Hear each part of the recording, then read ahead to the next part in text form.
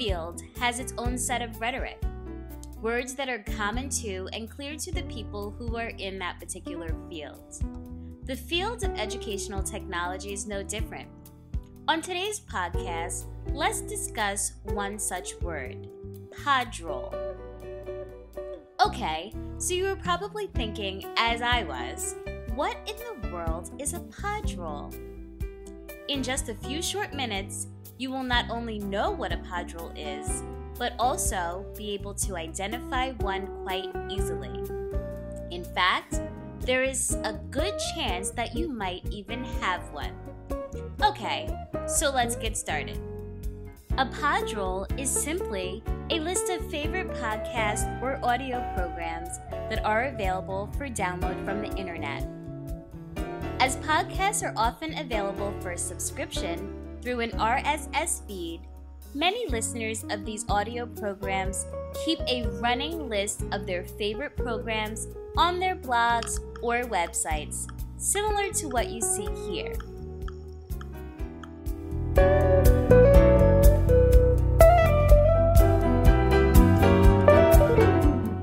Let's take a look at a few examples of Podrolls. Podcast Pickle is a podcast and videocast community where people can add their own podcasts to the library or access podcasts that they find interesting. As we scroll down the page, we see here that there is one section entitled Top Podcasts. This section is a list of the Podcast Pickle community's favorite podcasts, or Podrolls. As we travel down the page, you can see that the podcasts on this Podroll represent a variety of different topics and interests for the user to access. When the user clicks on a podcast option, he or she is welcomed with some reviews and a full listing of all the episodes available for that podcast. iTunes stores thousands of podcasts with easy access for users. The iTunes Podcast Store is one of the largest directories of podcasts available.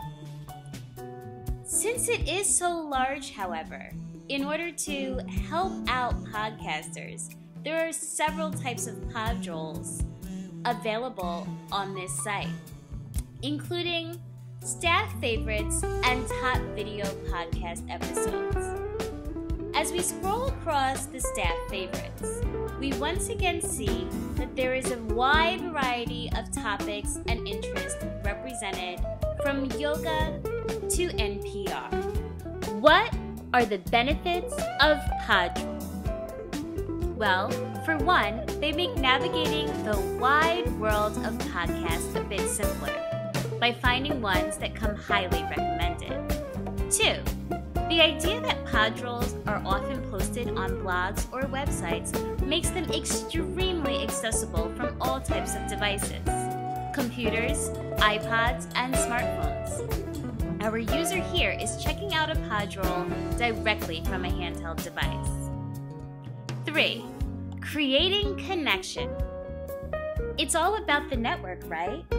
Technology in general has afforded people the opportunity to expand their learning communities.